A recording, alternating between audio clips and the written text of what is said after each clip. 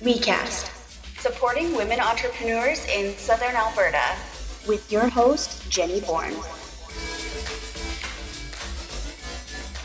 Welcome to WeCast, coming to you from Treaty 7 lands, home of the Blackfoot people of the Canadian Plains and the Métis Nation Region 3.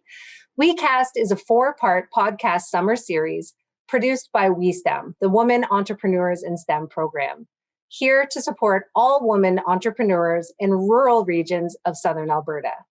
WeSTEM is made possible thanks in part to funding from the Government of Canada's Women Entrepreneurship Strategy through Economic Development Lethbridge. The WeCast podcast is here to amplify the voices and tell the stories of self-identified women entrepreneurs and those who support them, all across rural regions of Southern Alberta. Please join us in conversation with women business owners and business advisors from Southern Alberta as we build community in the entrepreneurial ecosystem. My name is Jenny Bourne, and I'm very excited to welcome you to our inaugural episode. And I'm joined by Alyssa Borix, our technical producer. We are happy to have conversation today with serial entrepreneur, innovator, and WeSTEM workshop facilitator and business advisor, Wendy Muise, head of strategy for Ground Floor Labs and founder of Breastbuzz. So welcome, Wendy. Thank you for giving us your time today. Happy to. Thank you. Please just start by telling us, who is Wendy Muise and what brought you to entrepreneurship and to the WeSTEM program? Sure. Well, I come to Alberta by way of Cape Breton, which is a pretty roundabout way to get here. My grandfather was actually born in Tabor, and then they moved to Cape Breton, which again, I think is just like a really weird time frame to be taking a cross Canada tour, but I did not know that. Rovers. Yeah. And so I moved to Alberta a while ago. I've been here almost 2 decades now. And I started working in entrepreneurship when I finished university.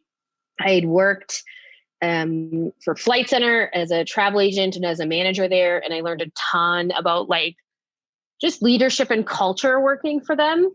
And then I worked for a bank and I worked for an oil and gas company, and my mom had gotten quite ill. And so I took leave from the oil and gas company and was studying, doing my undergrad in business at the same time.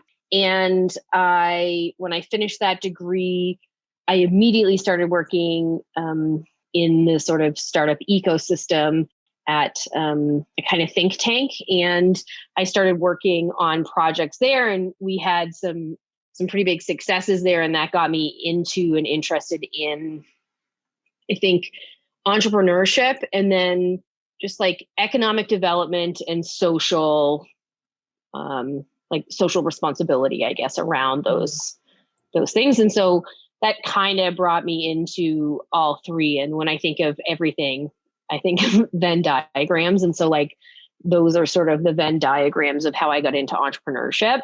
And then I really enjoyed, I started working with BusinessLink and AWE, and I really liked working in rural versus urban areas.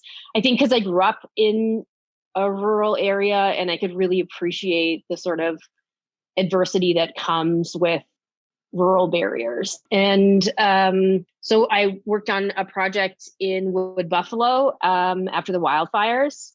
And that got me really, again, thoughtful about the idea of how when you really focus your efforts in a niche way, you can see genuine results. And so then I left BusinessLink and started my own company called Ground Floor Labs. And Ground Floor Labs is really focused on social strategy in economic development related to entrepreneurial stewardship, which is a mouthful.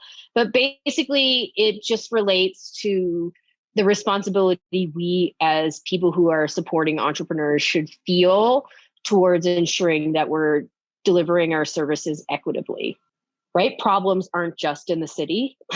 And so solutions shouldn't just be provided in the city. And it shouldn't be a barrier also to getting to services. And so I think that's something that COVID has really provided a ton of equity for lots of, at least for reach for lots of entrepreneurs, I think.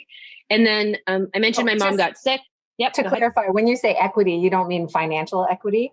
No, I mean like equity in that before I never would have been able to sit at a table in Spain speaking to a group of people related to entrepreneurial equity, but now I can because COVID has opened the doors to. I'm part of a series that I know WeStem supports called Founder Fridays. And we've been speaking with professors from Harvard, MIT, Wharton, all sort of the Ivy League schools that you can think of.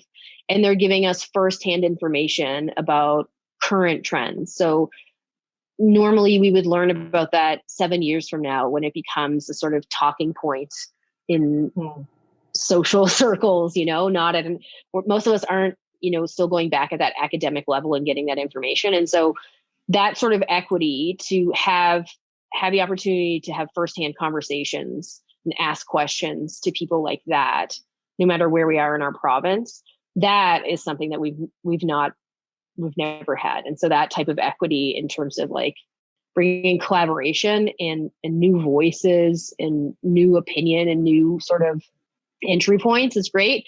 And it also creates exit strategies for lots of folks for their businesses, right? And for like, how do I get more exposure in new markets? You can now go to new markets and just have a Zoom meeting.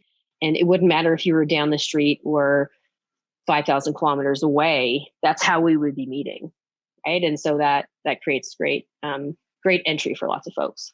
Right. So when my mom got sick, I also started to explore some stuff related to my personal life. And there's just a really high prevalence of cancer in my family. And so I had some tests done and had a recommendation to have some preventative surgeries, which I did. And at that time, I had really identified just this gap in the market for certainly people who are impacted by breast cancer, and started working on the first project that I've ever founded, which is Breastbuzz. And I would say that the difference between entrepreneurship and founding is in entrepreneurship, it's kind of like an acting role.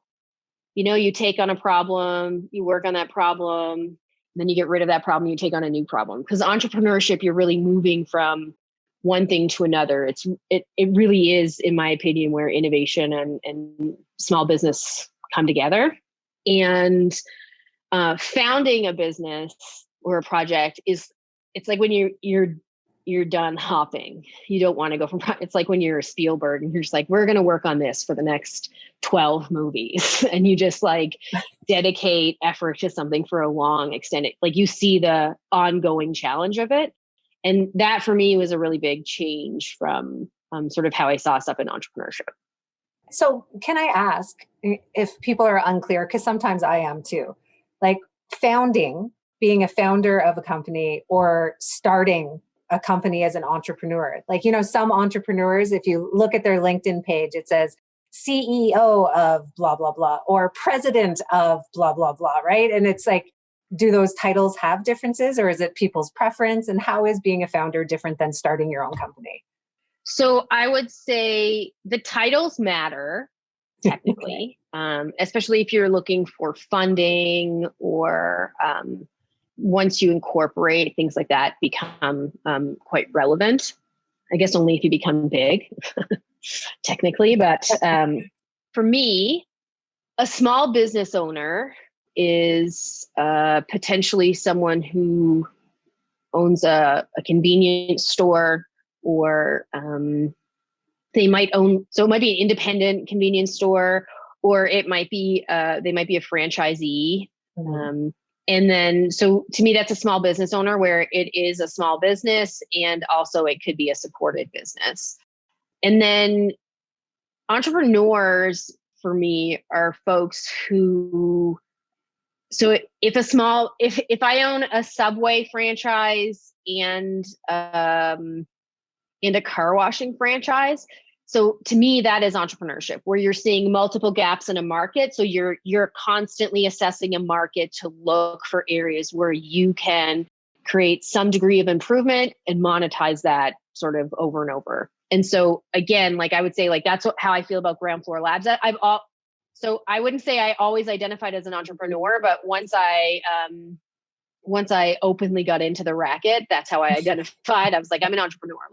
It's not a specific business. It's a whole bunch of stuff. And I'll just keep creating products where gaps exist. And then founding for me is when you've identified a problem that is significant enough that it's going to take you decades potentially to sort it out, right? It's not something that, like you can create something and 3 years later it's obsolete. You're working on something that feels like a much larger, bigger project. And as a result of that, like you're creating something that it's not like a 1% or incremental improvement necessarily. It's more of a bridge, right? Like you're founding something that doesn't necessarily exist. Mm-hmm. And creating that and putting it into the market to try and solve a problem. Okay, that helps. Thank you. I want to circle back, if you don't mind, to something you said right at the beginning. You had talked about the difference. You found it different to be working in the urban versus rural spaces, and that the barriers perhaps were different or more. Could you, what did you find? What were those rural barriers that you recognized? So from the perspective of an actual person living in rural communities, mm-hmm. which I have most of my life, the most obvious barrier is internet. I think internet mm-hmm. and let's just hope that WeCast gets the kind of reach where politicians listen to this and are like, that girl is really, really smart. We should listen to her. It should be a utility and a necessity. Because you can't function. If I don't have internet, I don't need electricity either. Never mind, I don't need any of it. It's such a fundamental thing for folks, and especially to operate a business. It's recognized as a basic human right now, access to internet. And it should be, right? And it should be it needs to be built into our utility in such a way that into our infrastructure in such a way that people should never go, sorry, I have my internet. Especially we are a developed nation. There's no reason that we have strong internet here and strong internet in, Montana, but we can't have it in between, central Alberta and Montana. We just can't make that work. We can't make that work at all. That doesn't make sense. And then in northern, I would run into things there are feeds of sort of connectivity that run between central Alberta and the territories that are designed to provide deep, fast internet, but they don't run off. So you don't get that in between those two locations, which these are things that when you run into these things and you're like, that's really infuriating. But I met a woman recently who, she has a business here in Alberta and she's working to provide fiber up to rural communities, which I think is pivotal. And it's a small business doing that. So of course, again, a woman finds a solution for a problem that is impacting likely her, right? And that's how we end up with these things. But I would also say that a significant difference I experienced as a facilitator and an advisor from urban to rural or even urban is that when people have an abundance, they waste. And in urban areas, there is an abundance of resource to help entrepreneurs. So it's not always as straightforward, and you might have to go through some hoops to validate at this point or to make it whatever, but there is a ton of support to help, right? Even when I think of organizations I've worked with in the past, at the time I worked with them, they did a lot of work in rural areas. And as I see where they're at now, that's not the same sort of focus, but our rural areas have grown. When people immigrate to Canada, they're not given the options often to just move into the city and get a great job in a downtown apartment, we move people into our rural areas because we need population. We need to maintain those areas. We need people developing those communities and staying in them. And so again, in the city, you run into people who have 50 options and don't care, won't show up, doesn't matter. Like, oh, if I don't go to this today, there's another one leaving this afternoon, it's fine. And when you go to rural areas, you have people who are eager to find ways to create infrastructure, build in their community, develop in their community. They want to continue to grow their community. If they've grown up there or they move there, like they're invested in that community. And I like that kind of feel. I like the way that like they're the kind of people I want to help. And so, because that's who I relate to, I think most. Mm-hmm. And, you know, I just, that's where I think we make impact. And I think it's measurable. And so for me, the barriers come down to access to resource, access to infrastructure, and then access to capital, because lots of stuff focuses on urban areas. But I would say that it's important for entrepreneurs to recognize people are given a lot more consideration in rural areas now than I think that they had been historically.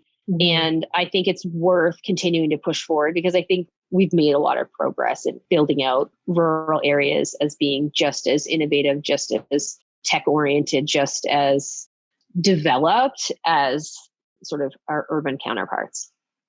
Yeah, for sure.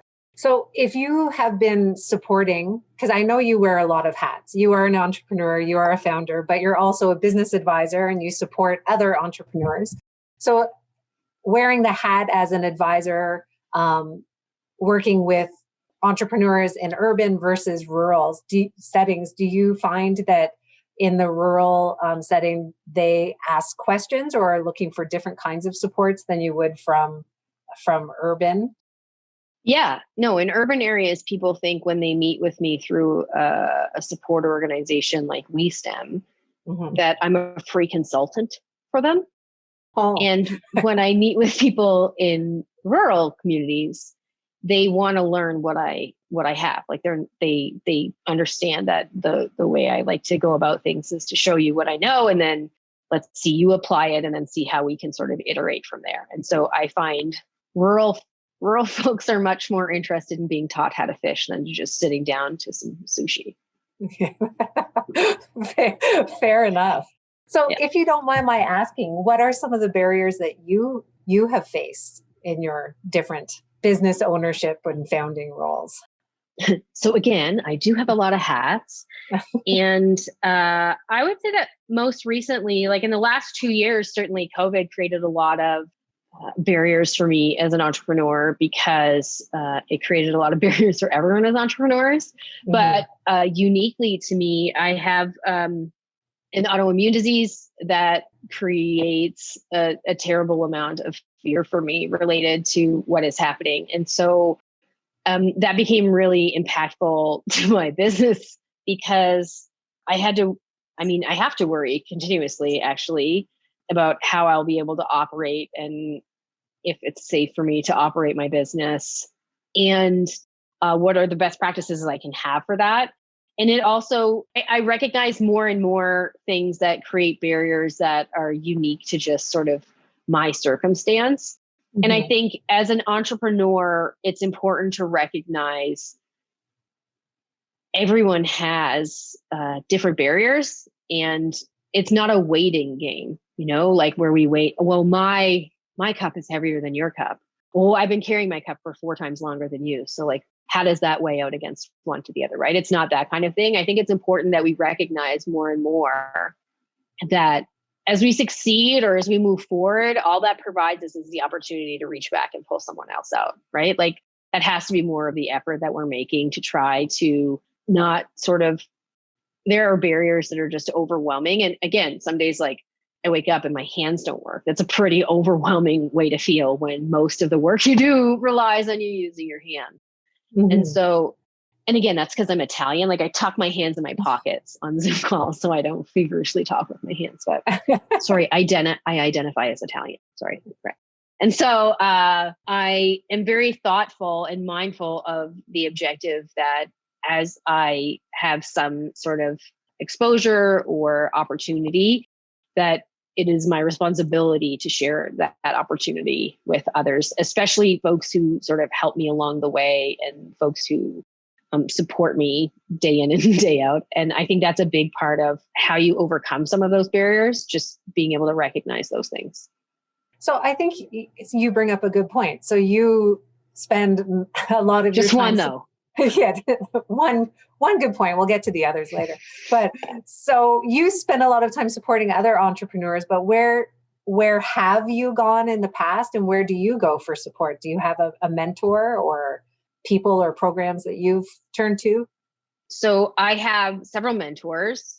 And I think it's a good practice to have multiple mentors and to change your mentors like as you grow, because you wouldn't always go back to your 6th grade teacher to ask them for advice, Listen, Mrs. Bolter, I just really want to talk to you about some stuff going on in my life right now.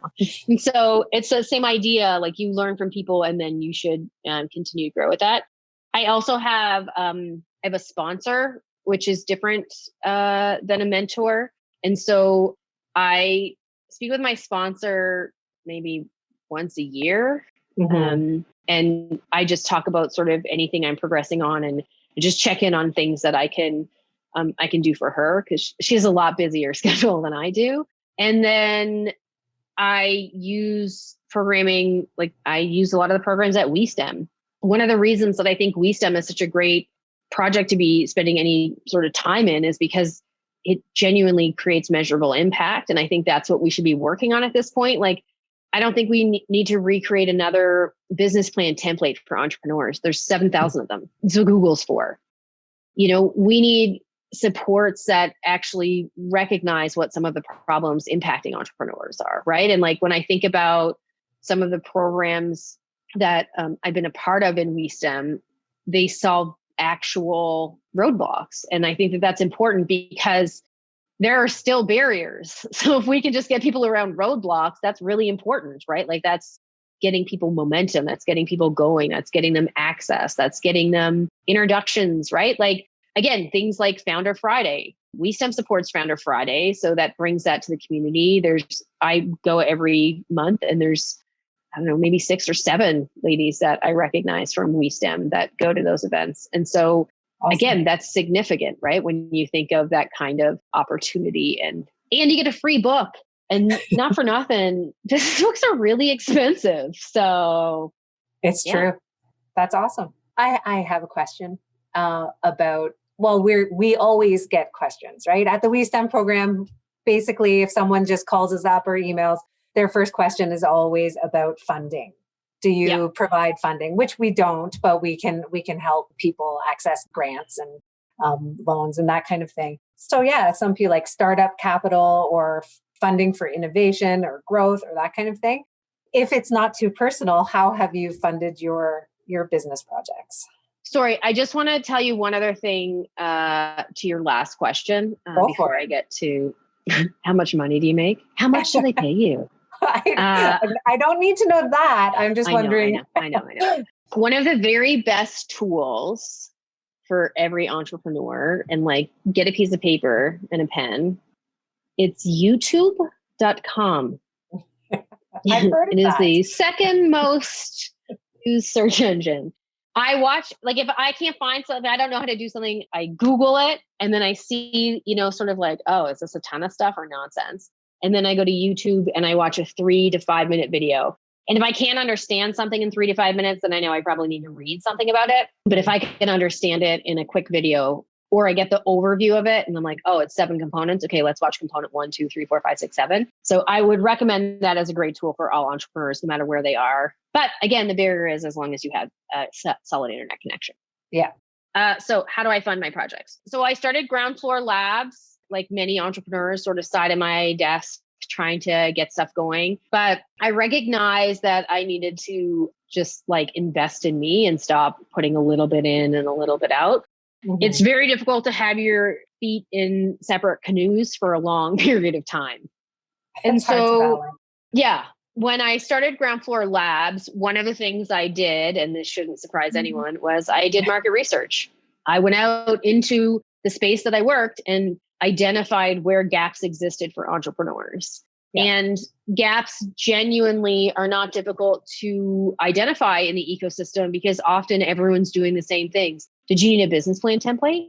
No, I don't have a business plan, but I also don't need a business plan template.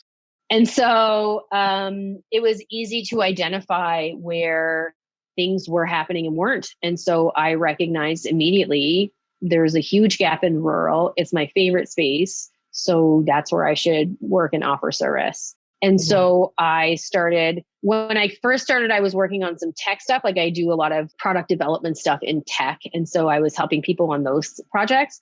But I recognized it pays really well, but it doesn't have the same value. Like I don't feel the same way as when I work on projects in rural entrepreneurial economic development and the stewardship of that. Personally, it feels different. Yeah. And I started thinking like, I might as well just work for a company if I'm going to have that feeling, you know? And so then I really focused my energy on how I could help support entrepreneurs. And I recognized that part of that was the customer who I wanted to serve couldn't necessarily afford the product that I wanted to sell them, right? So like, if I wanted to sell something, if I'm like, okay, well, that's probably worth $2,000. I don't expect all startup entrepreneurs to be able to spend $2,000. And so then I thought, hey, who works in service of them? How do we make this more accessible and feasible and viable for people? And that's how I started working with like economic development agencies and trying to get at that sort of second level where the people who are influencing entrepreneurial stewardship have experience in entrepreneurship, because I think that's a really big facet of how things become disjointed. Same with rural. Like you can't be the voice of rural entrepreneurship if you don't spend time in rural entrepreneurs space. Like that doesn't make sense at all. And so, yeah, that's how I got to it.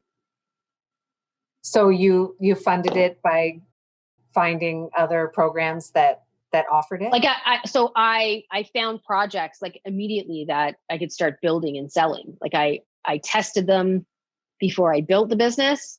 And then when I went out on my own, I went to all these places and was like, hey, I'm doing this. And they were like, oh yeah, we'd be interested in that. We would like to work on that project. I looked for some RFPs. I got some RFPs that really fit.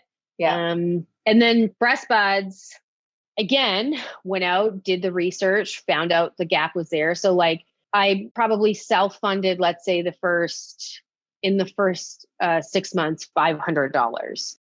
If you can't afford to put $500 in your business, that's fair, right? Like that is a lot to ask. There are ways to do it in under $100. And so over time, I had worked out how to really figure that piece out to get better and better at that, to test it.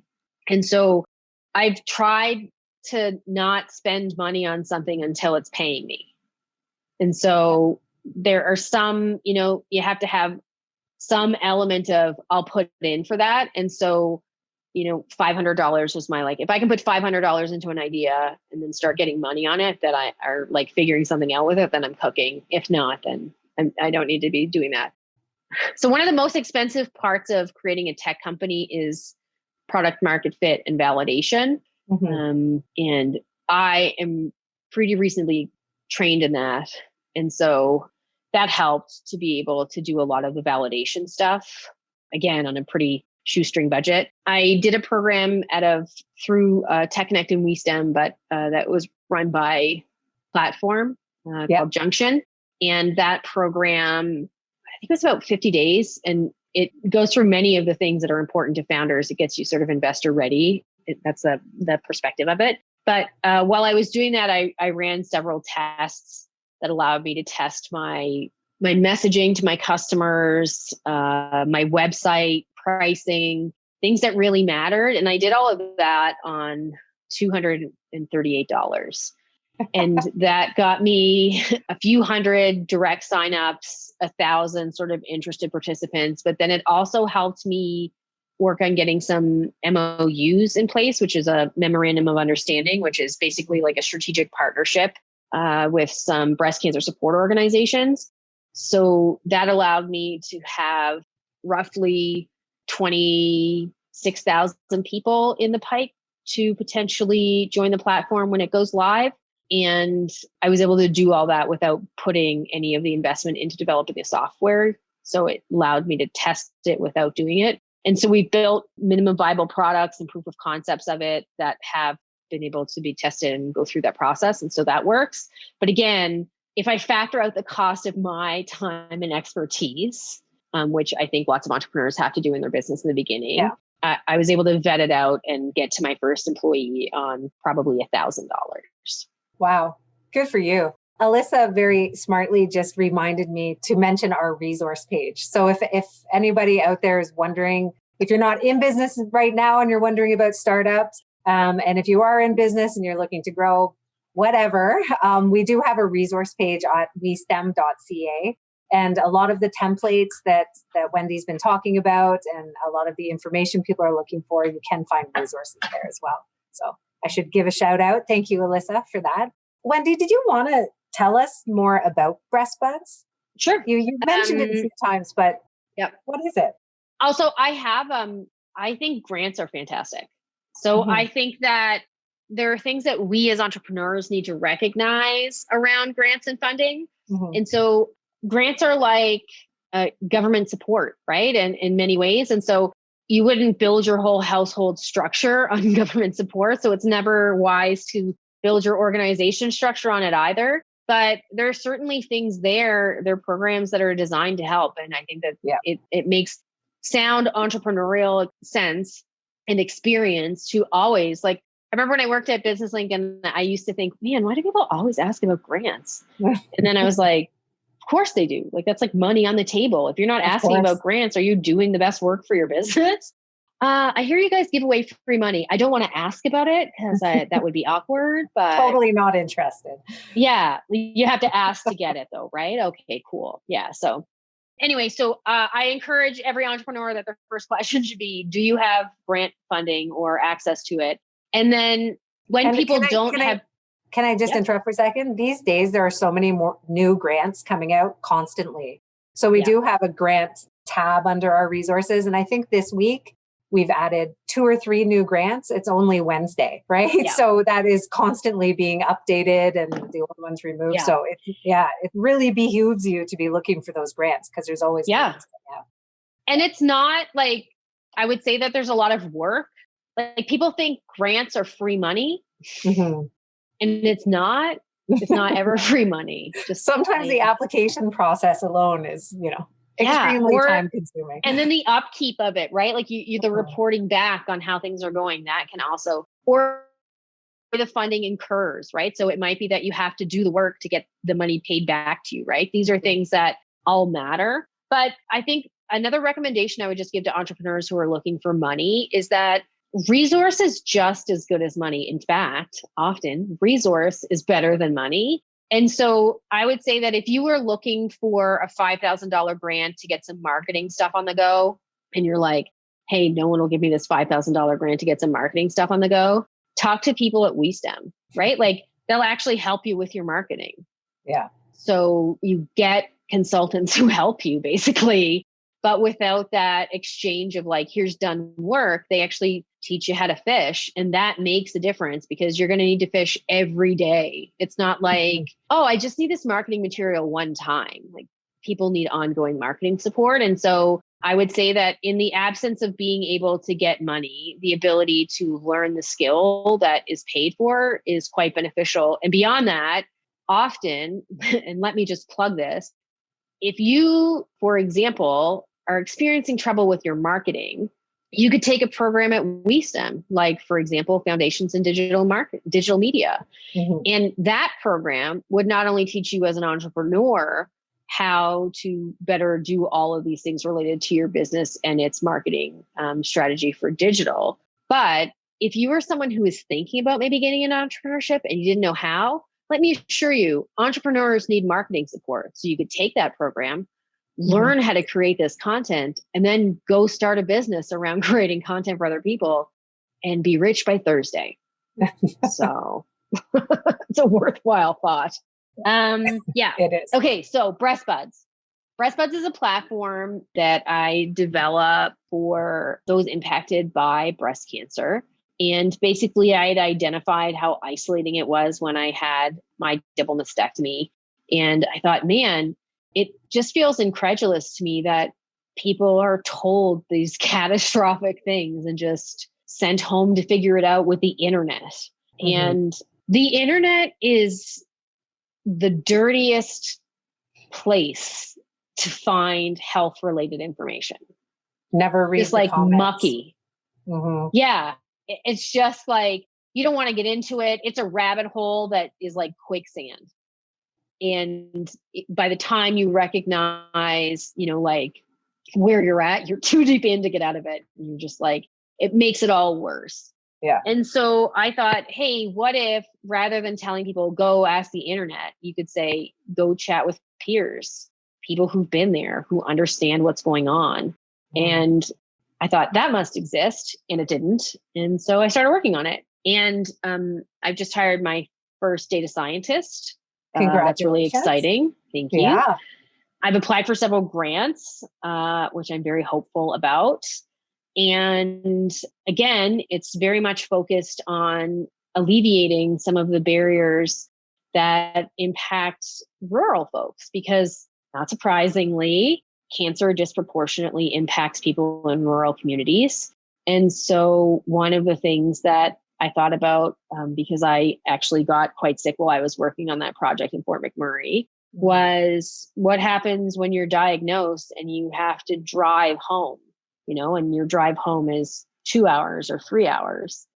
Are there support groups? Like, do people in the city know how to connect you to those? Do you just go home and try and find stuff on the internet? Like, is that what really happens? And so through exploring all of that, and again, doing market research, like actually doing customer discovery, mm-hmm. I was able to really understand that a lot more. And 56% of people who have mastectomy surgeries live 3+ hours away from a treatment center. So it is disproportionate, and it is genuine, and it impacts people in ways that we tend not to consider. And mm-hmm. I think that there's ways that automation and technology can help alleviate our own empathy gap, which is ironic, right? Because like we don't think of AI or technology or machine learning as a way to develop our empathy. But the truth is, we need to be employing more behavioral psychology into our entrepreneurship.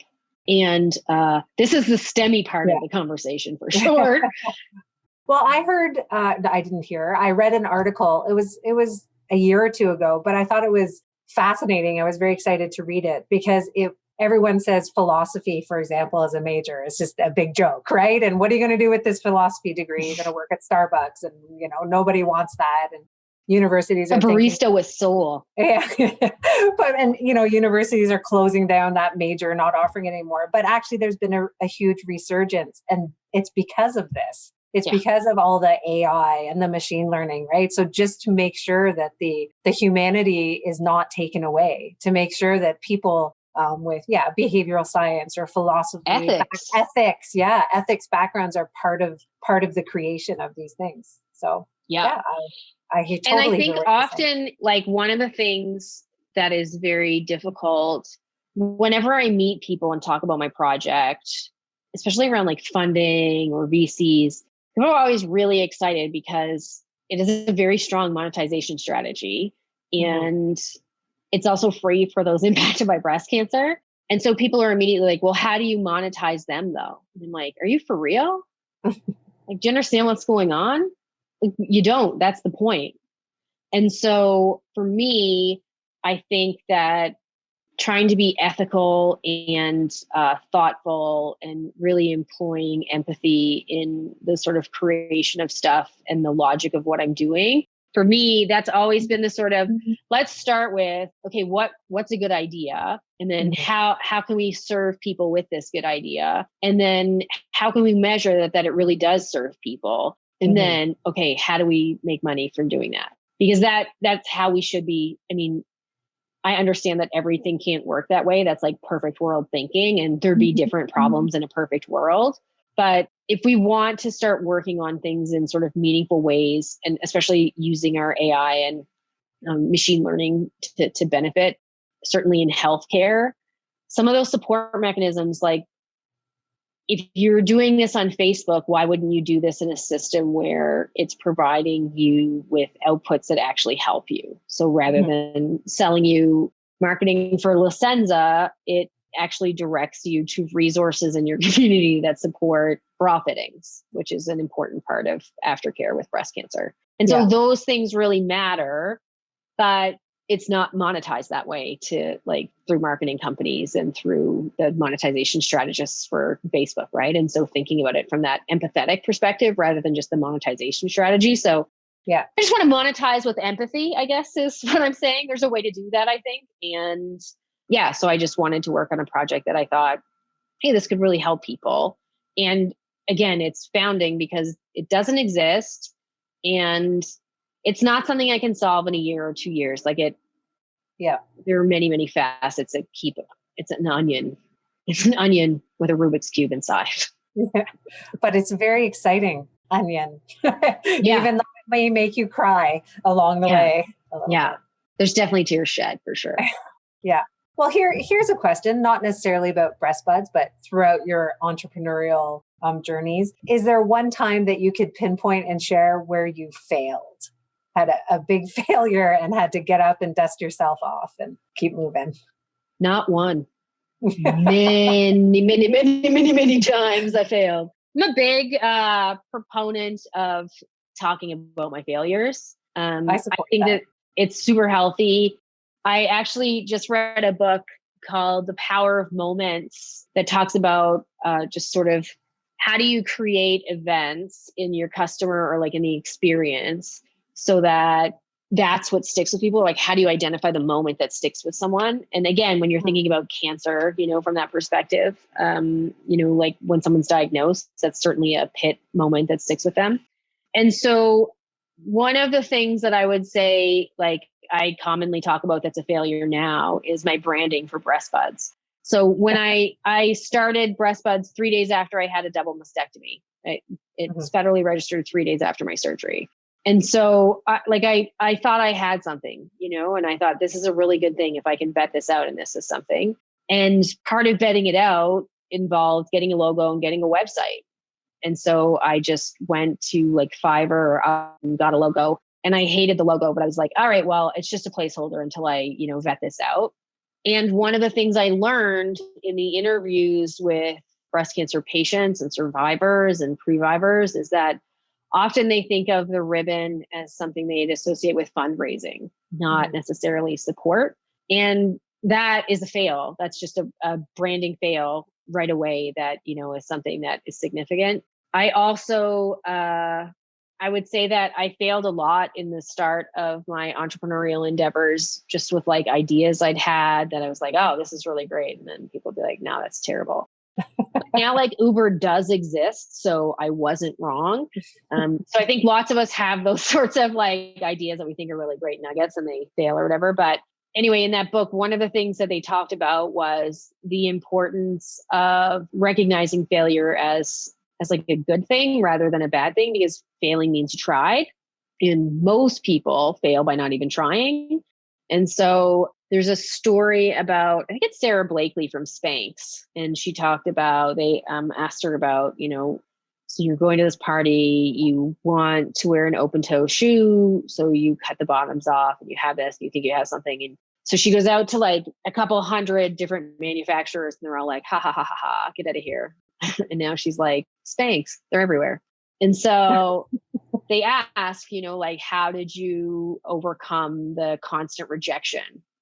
And she said, my dad used to ask us at dinner, what did you fail at today? And I think like that is super important. Like failure should be something we talk about openly and casually, because the more we fail, the closer we're getting to success. And there's data that says with entrepreneurship, 5% of first-time entrepreneurs are successful, 25% of second-time entrepreneurs are successful, and 75% of third-time entrepreneurs are successful. So fail fast, recover, get into it again, find something else, like because you learn from your first mistakes and you develop a network and you develop experience. There's so much value in face planting. Yeah. So I could talk all day, but I won't make you do that. So I apologize.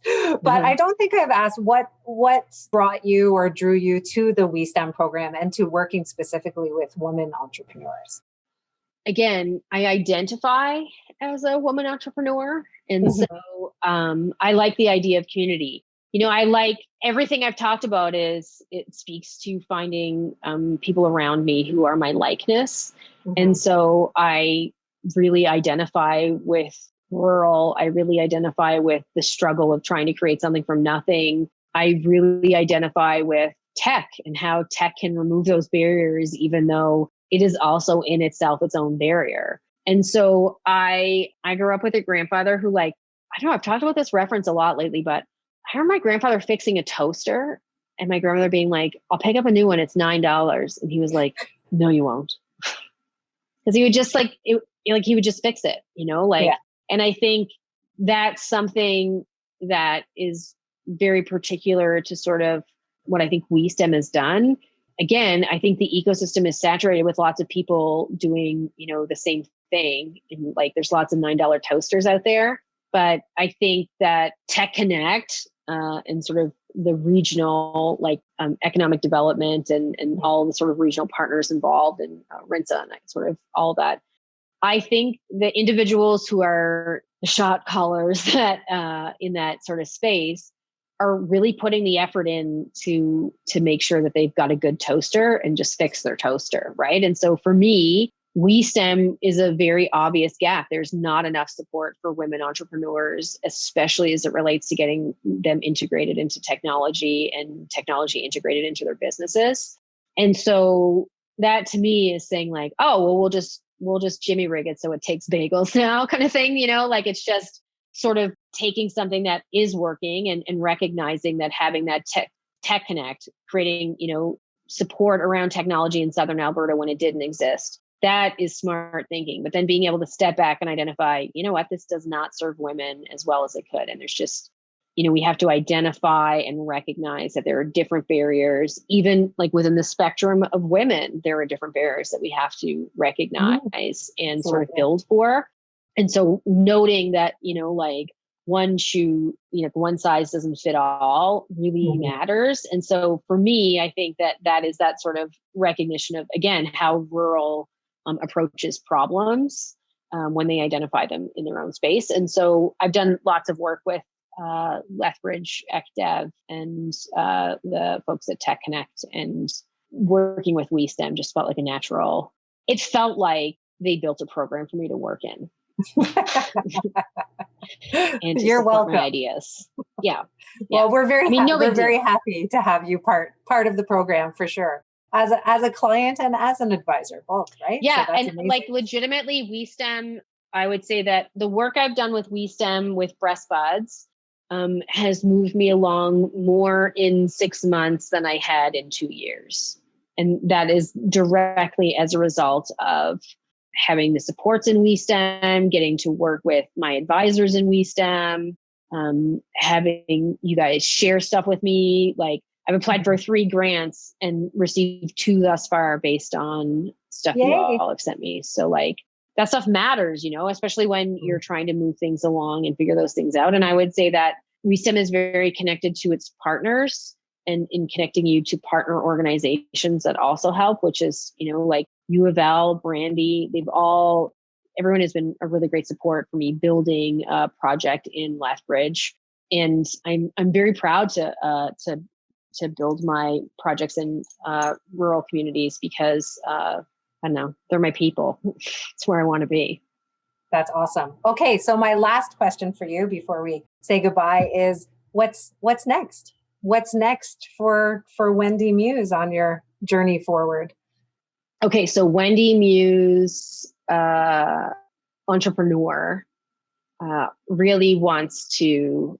I have a genuine plan to buy a location in Nanton and create an accelerated offsite location where small businesses from rural communities can come for a week and actually have their business go through a sort of like strategy rinser and get things set up based on what their objectives are, with then support to move forward.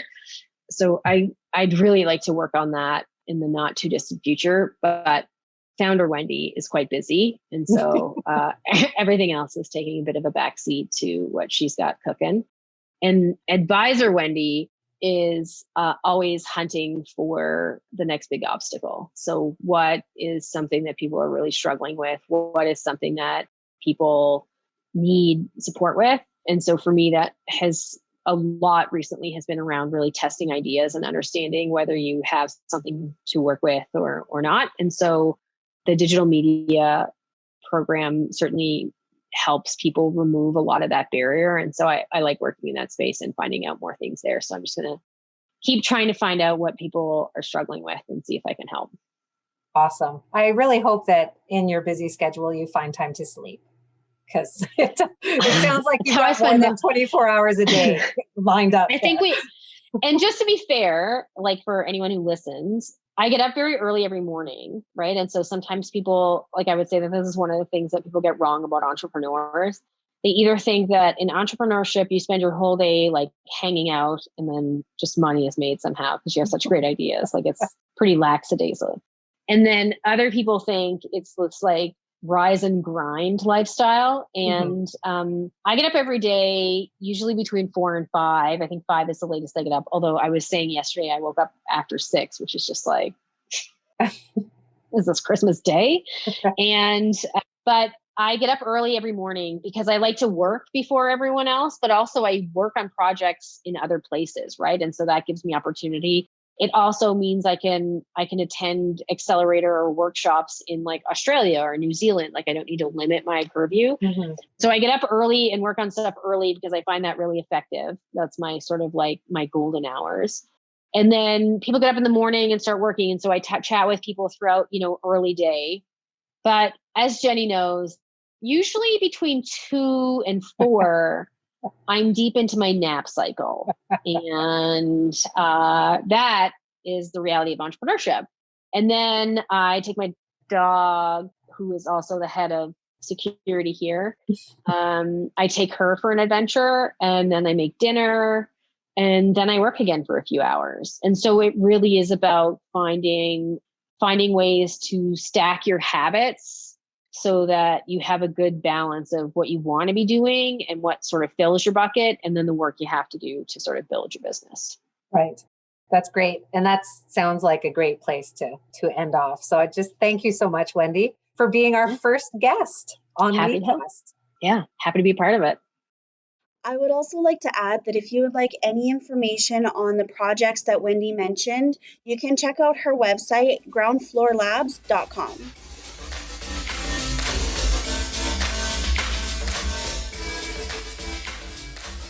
Now, to finish off this week's episode, we are going to do a quick Q&A with our host, Jenny.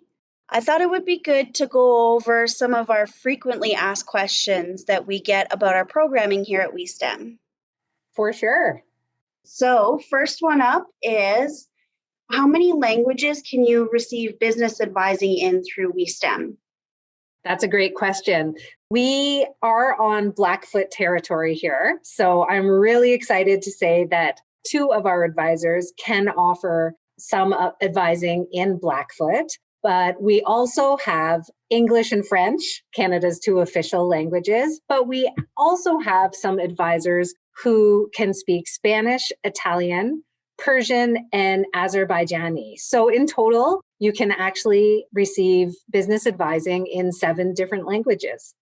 All right, last one for today, but I wanted to make sure that I included it because it touches on our service area, which is mandated by our funders. Where do WeSTEM clients live? Great question, especially considering you and I are based in Lethbridge. Some people think that you have to be in Lethbridge, but that's not the fact at all. We're mandated to support entrepreneurs all across southern Alberta. So basically from the BC to Saskatchewan border, and then just north of Calgary down to the American border. If you're in any rural area in there, we are happy to help you.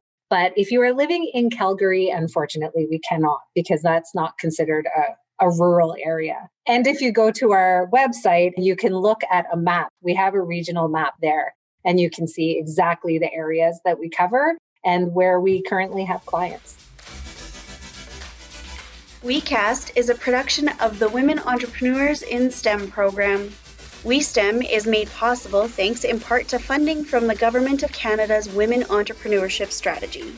For more information, visit our website at westem.ca or contact westem@chooselethbridge.ca. Thanks for listening.